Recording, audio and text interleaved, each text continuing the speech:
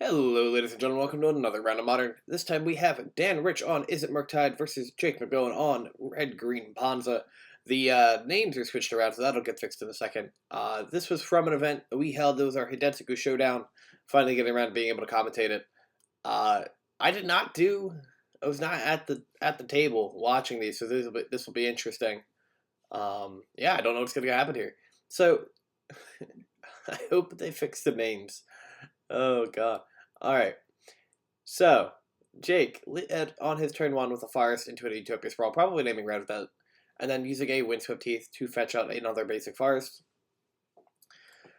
Both of these decks are interesting. Alright, there's a turn 2 Blood Moon, going to fetch in response here, probably getting an island. Now, Dan does seem to have an island already in his hand, which puts him in a pretty good spot, right? So, like, Murktide is a deck that doesn't typically care about getting Blood Mooned. Alright, opts for the Steam Fence. Okay. Alright, just Spell Pierces it. That's also a good spot to be in. Now Dan will be at 17 if he shocks that in, which he did.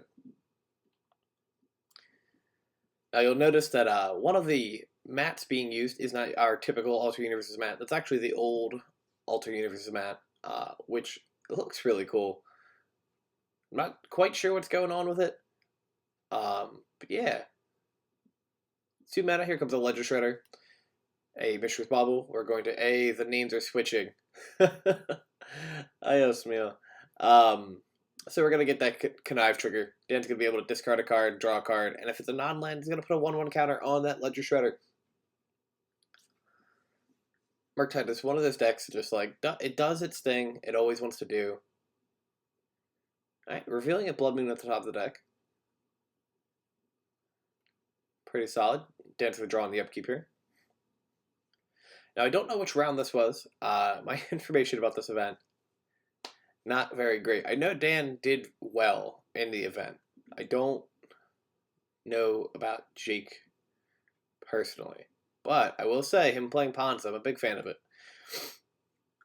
I think in our local meta, it's a pretty solid choice, usually. Because we typically have a lot of people who play Amulet Titan, and we used to have a lot of people who played Tron, back when Tron was actually a good deck. Alright, so Jake is going to just play out that Blood Moon, leaving a wooded foothills up. He can tap that as a mountain now. Alright, Dan's going to play a second Ledger Shredder.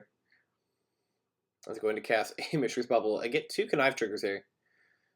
The Bird Lawyers are going to be doing a lot this game. How does Jake's deck answer them? Because their toughness is big enough that, like, I mean, you could double bolt one of them. That just doesn't seem great. Because he's got a 3/5 and a 1/3 right now. He could bolt one. I don't know. I don't believe there are many flyers in the deck.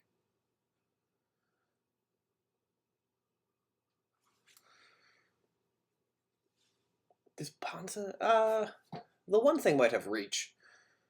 Elder Gargaroth, I wouldn't be surprised if that thing has reach. It's pretty big in the in the art.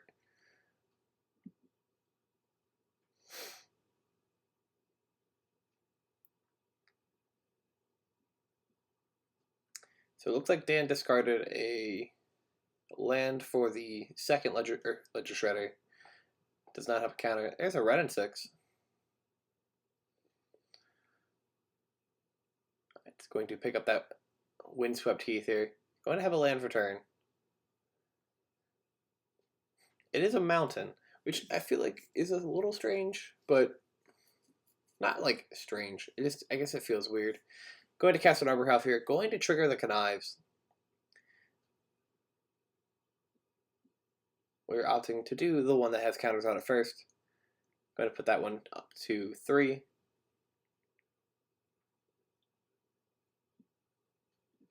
Looks like he just dumped whatever card he drew. Might have been a land. Right. It's going to bobble. Reveals a lightning bolt off the top. Very old school looking lightning bolt from what I saw. going to get that bauble draw and draw for turn.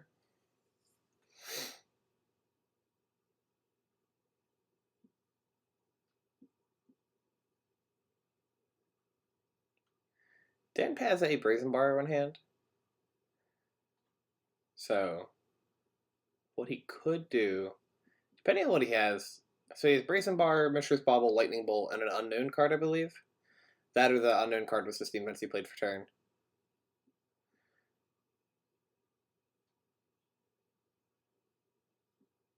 Alright, so he's going to Petty Theft the Moon now. Jake's going to tap 2 mana. Okay, floated 2 red off of him. Puts the Moon in the hand. Alright, so the 4th card was a Murktide Regent. So he's going to delve out his things, and then he has Connive triggers to activate.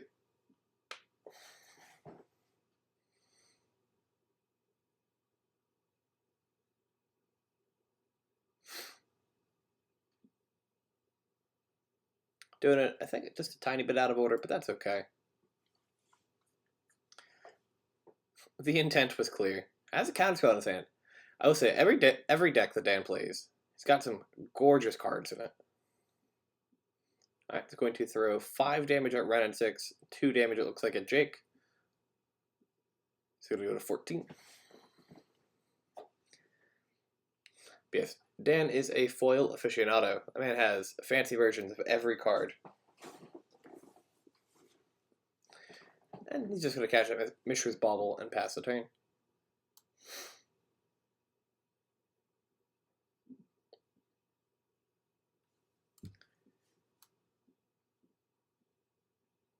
Dan has 5, 10, 12 power on board currently. And that's assuming there's no connive triggers that happen. Alright, so we're going to cast Blood Moon.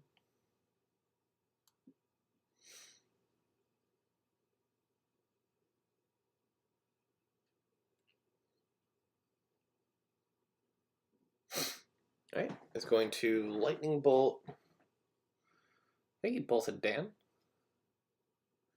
And he's going to cast a Seasoned Pyromancer here. He's going to draw 2 cards. Or discard 2, draw 2. But he had no cards in his hand. Seasoned Pyromancer getting reprinted at Double Masters 2. And let me tell you, I'm excited for that. It's a card that I always want to play with. I just never wanted to buy them when they were like $40 to some dollars.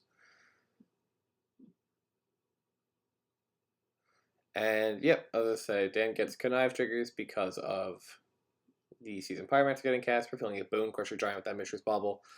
And I'm pretty sure Dan just has lethal. I mean, I have been known to not be able to count. But 5, yeah, 5, 11, 14. He also has a bolt in his hand.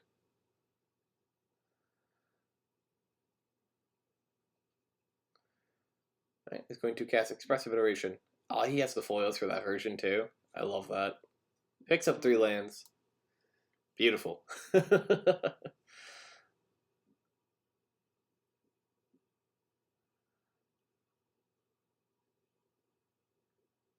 Alright, and Jake just counting out the damage on the board.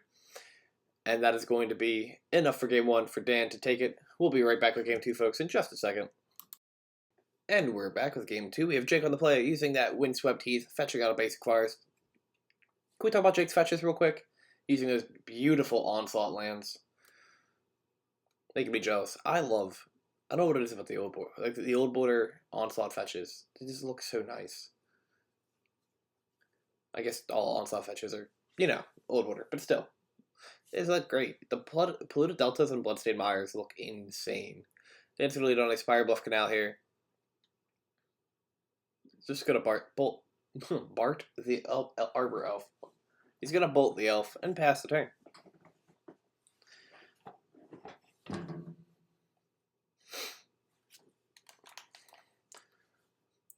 Alright, going to shock into Stomping Ground here. Alright, going to tap for green, Utopia Sprawl on that untapped forest, probably naming red. I can't imagine there's another color he would name, but you never know.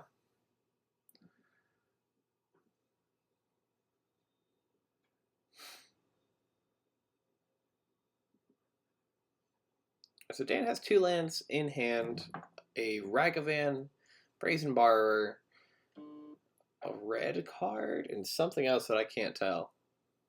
There's an argument here for him to put the shock in untapped and dash out the Ragavan and either force Jake to have removal or just get 2 damage and a treasure back. But he doesn't have any blue sources, so one thing he could also do is just like shock the Steam Vents in and leave up for a Brazen Borrower activation on like a Bloodman. He's an Expressive Iteration hand, okay. Alright, here comes a Clothis, God of Destiny.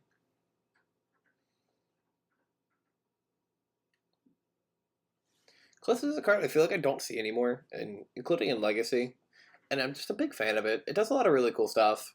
Unfortunately, it's just like Heliod and Modern right now. It's a little weak as a card to Prismatic Ending. You just get removed, or there's actual like interaction with the cards now in the format, and it just kind of hurts.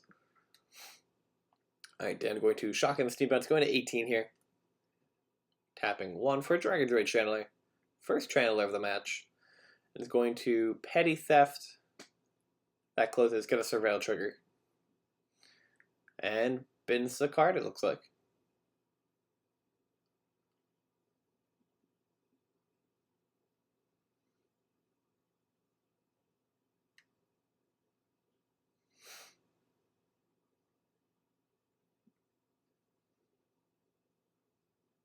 Playing a basic Forest Return. You'll notice that happens pretty often with Ponza. Alright, the closest is coming back down. Is it God of Destiny? I feel like it is. I think there's 2. Is there 2? Yeah, it is God of Destiny. Go me for knowing its title. Her? Looks like a she. So yeah, if you don't know what Clothis does, is they are indestructible, and as long as your devotion to red and green is less than 7, Clothis is not a creature, and at the beginning of your pre-combat main phase, exile target card from a graveyard. If it was a land, add red or green. Otherwise, you gain 2 life, and Clothis deals 2 damage to each opponent. And Clothis is a 4/5. It's a really cool card. Like, it's Deathrite Shaman-esque, I feel like. Where, like, it has graveyard interaction, it can either do damage to your opponent or add a mana. Obviously not as good as Deathrite Shaman, but kind of similar. Alright, here comes the Ledger Shredder. Channeler seems to be live and is attacking in for some damage. No. Channeler's not live. I think Channeler's just attacking for, yeah, 1.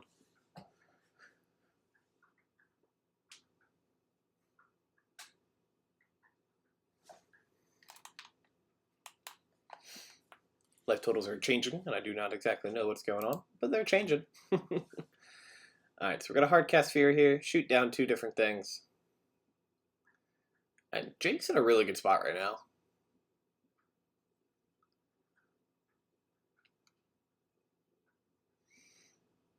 Okay, going to Bolt with Fury.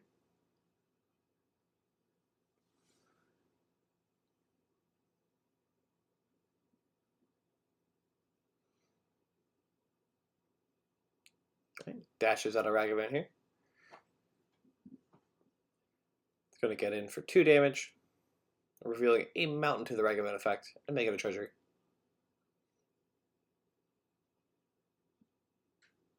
Going to cast a Mishra's Bubble, crack the bubble. Sees a Seasoned Pyromancer. Playing a land for turn. And passes turn, draw stop, keep for the bubble.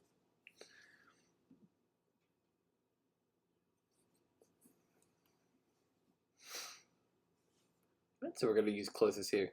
Exiling something from a graveyard. Like we're taking a peek.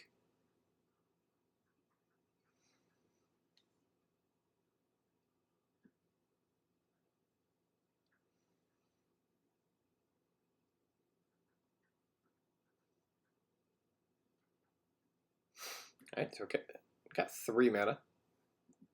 Cool. Cast a Chandra, Torch of Defiance. 1, 2, 3. Oh, okay, I made 8 mana off the Clothis. It's going to activate Chandra's uptick ability.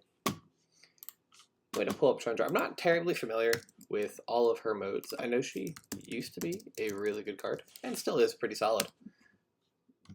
But I've never actually cast this card. Alright. We're going to look at the media promo version. Alright, +1. Exile the top card of your library. You may cast that card. If you don't, Chandra deals 2 damage to each opponent. Other uptick is add 2 red. -3 is deal 4 to target creature. And -7 is whenever you get an emblem with whenever you cast a spell, this emblem deals 5 damage to target creature or player. I was like, I definitely remember the ult being a win condition, and the one of the pluses being really solid, but they're honestly both pretty solid. Plussing 2 on mana or doing some damage, definitely not a bad time. Our dad's going to attack him for 5 at Chandra here. I think closest is a creature right now, isn't it? I honestly don't know what card he just cast there.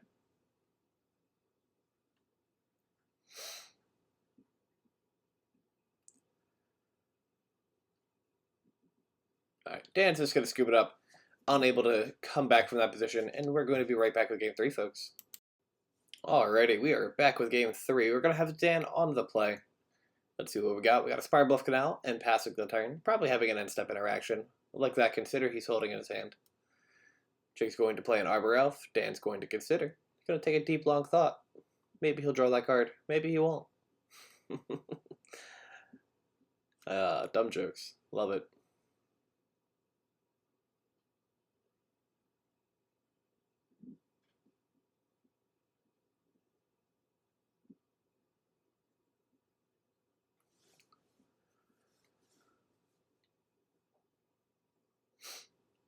Alright, I think Windswept Heath here. Now the cool thing is, if Jake has a Utopia Sprawl in his hand, he has access to 4 mana this turn. Goes and gets a Stomping Ground, going to 17. Because he can tap the Stomping Ground for green, Utopia Sprawl in the forest, name red, tap it for 2 mana, use Arbor Elf to untap that forest, tap it for 2 more mana, and then potentially cast Chandra Torch of Defiance, or whatever interesting card he has in his hand.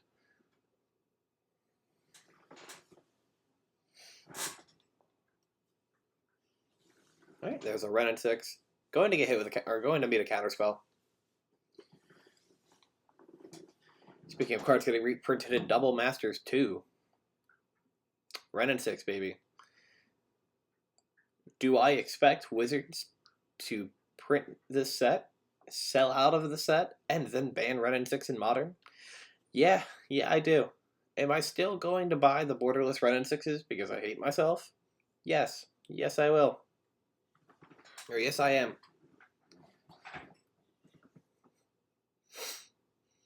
Dan's going to untap here.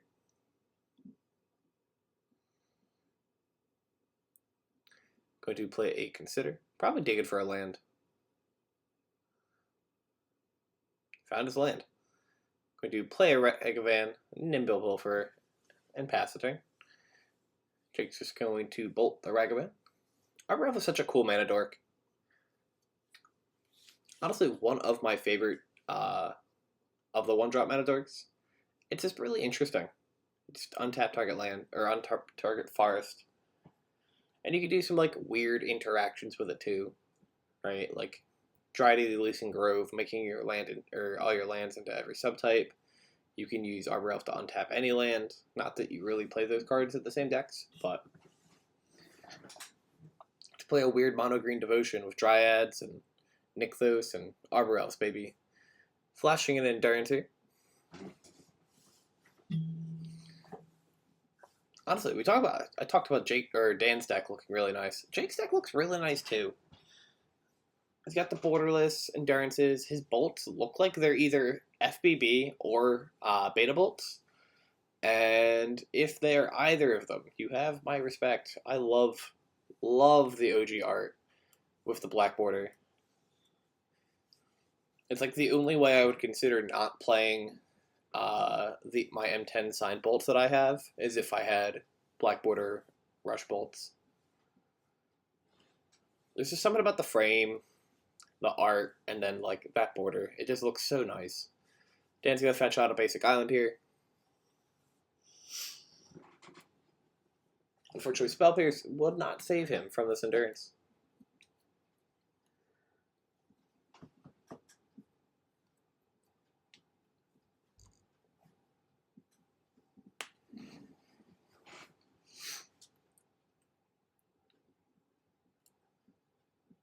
Alright, draws ourselves a card.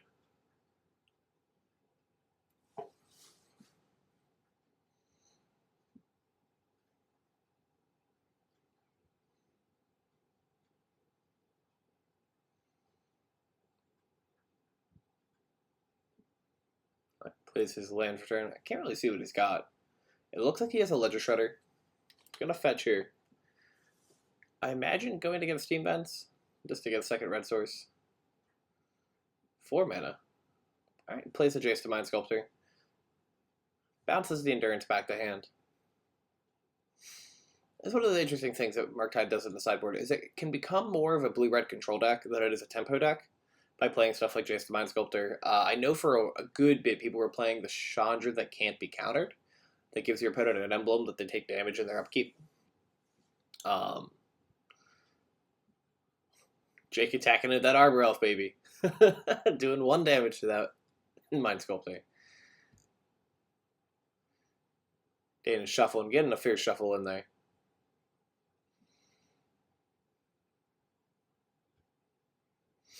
Alright, passes the turn, draws the turn.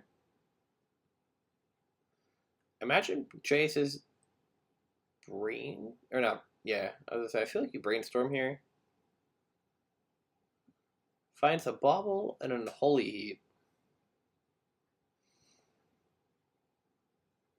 So depending on how many cards he has in his graveyard, we know he has a fetch land. I think he has a spell, right? Alright, it's a 2 mana Ledger Shredder. We cast the Mishra's Bubble, I assume. I wonder if it's correct there to tap the Spire Bluff Canal instead of the basic. Yeah. Alright, it's going to besiege the Steam Vents. Okay. Imagine floating a red off of that.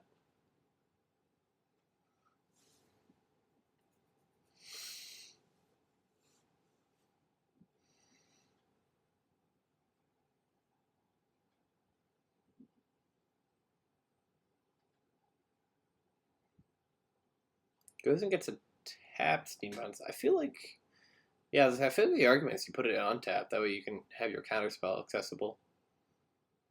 I think they're clarifying whether or not you can put it untapped. But then we'll have to pay 2 life for it. You have to shock it. Yeah.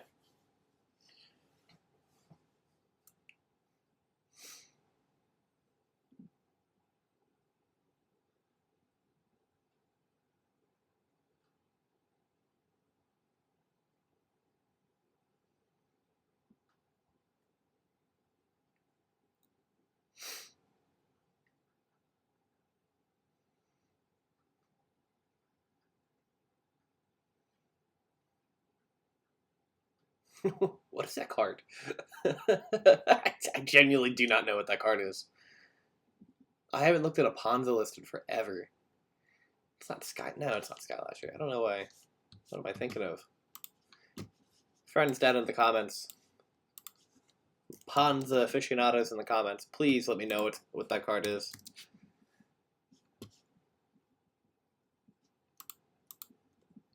Because I genuinely don't think I've ever seen it before. Am I scrolling through Goldfish right now to try and find a Ponza deck? Yes. Yes, I am. Jake also played a Bloodbraid Elf. We're going to Cascade. Hits a Red Insect. That's a pretty good. Crashing Footfalls, John. Titan Shift. I mean, it could be in this Gruul mid-range deck. Is that what we're calling Ponza now? No, it's not that. It's not Run Afoul.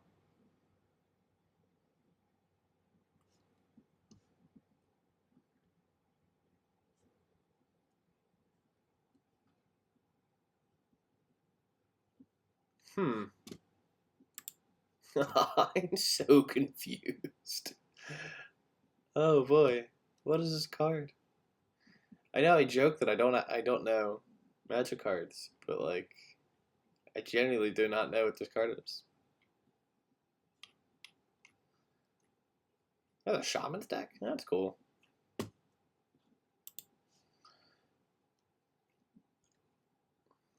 I also thought Ponza would show up. I swear about like the last 30 days and not showing me Ponza. Alright. Well, Endurance is back on the board. Going to Unholy Heat, it looks like, in response to the Endurance.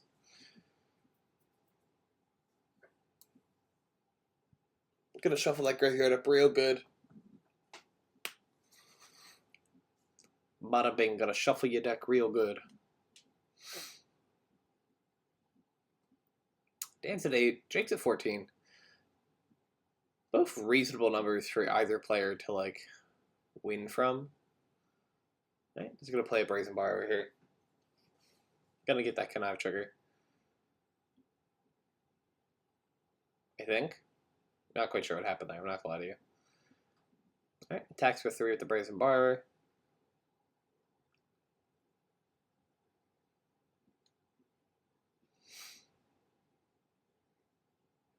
Alright, Blood Red Elf Cascade.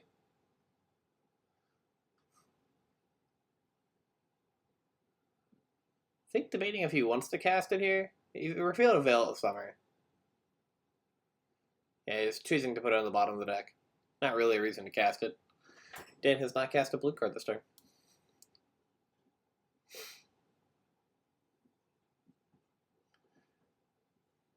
It looks like Jake is empty-handed. Unless he's got his hand hidden off camera. But he hasn't really been doing that all game. Yeah, as I say, just passes the turn. No reason to attack into the Ledger Shredder. Gonna cast a Mishra's Bauble. Gonna bauble something. Attacks for 3. Doesn't bauble anything. Alright, Jake's gonna draw for turn. I think Dan is pausing in his upkeep, maybe? No, alright, cool. We're just thinking about what we're doing. Goes to combat, attacks for 4. Ledger Shredder's gonna jump in front of one of them. Dan's gonna take 2 damage, go down to 6. 5? It's a 3-2, not a 2-2. I don't know why I thought it was a 2-2.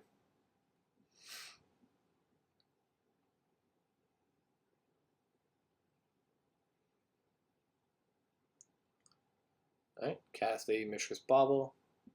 Cast a Ragavan. Interestingly, not dashing it. I guess he has the Arbor Elf up, so it doesn't matter. Or dashing it is definitely not correct. Probably just better to have the blocker. But we can still get a Connive trigger on the Ledger Shredder. Alright, tax in for 3.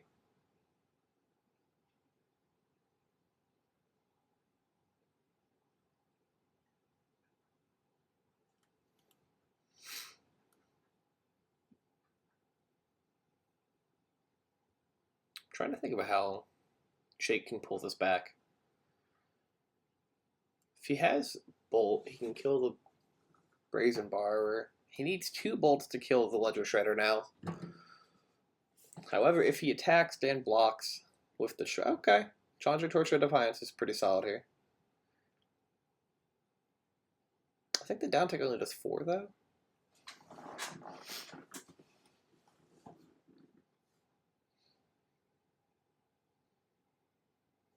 Alright, so shoots down the Brazen Bar.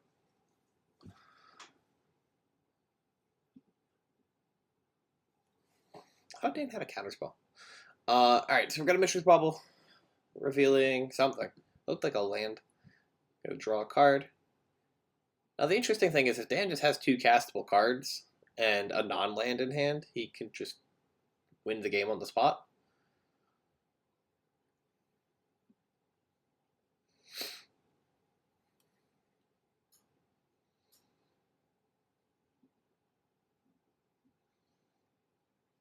So he has a Ragavan, a land, and something. I can't tell what it is.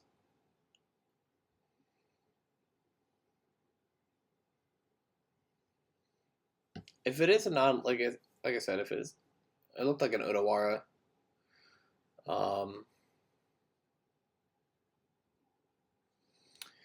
I mean, one thing he could do is, no, he's a mana short for it. Oh no, he has a land in hand. Uh, it's weird, but he could. It might be a shock land. Because if it's a bolt, he just loses to Jake. You can channel the Odawara, picking up the Ragavan, play the Ragavan, and then play a second, or then play land and play Ragavan. Or play the second Ragavan in hand, trigger Connive, and hopefully find a non-land card. But if it's a shock, you go to 3, and I guess, well, Jake doesn't have a... Yeah, just play out the Ragavan. Play safe. Put Jake to 1. Hopefully win on the... Should win on the next turn.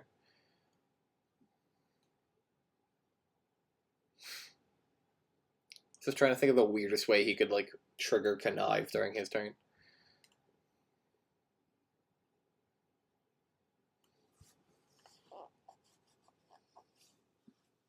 Alright, 4 mana. Okay. Another Bloodbraid Elf. Going to Cascade. Going to draw 2 cards here.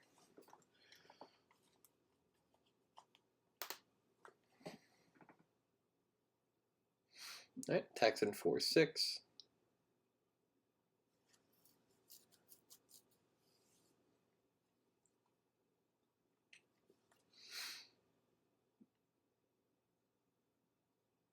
Dan's going to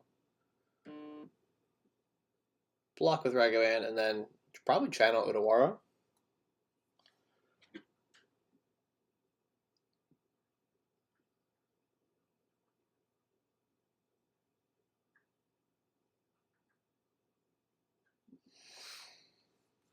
Yeah, the channel Odawara, probably just bounce the other Bloodbraid Elf. Because then you don't run the risk of the last card in hand being a Lightning Bolt. Because now you just untap and attack with the bird, and you should be okay.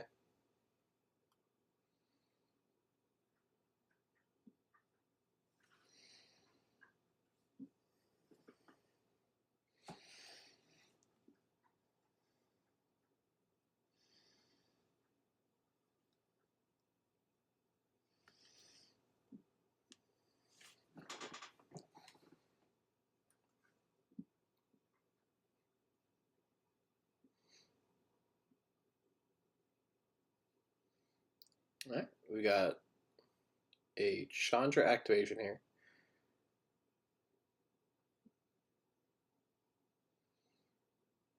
Alright, deals 2 to Dan.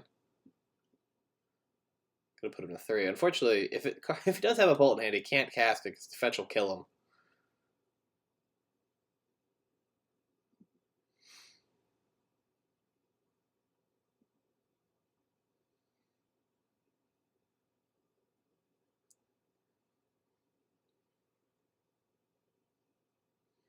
Alright, Jake's just gonna scoop to Dan here.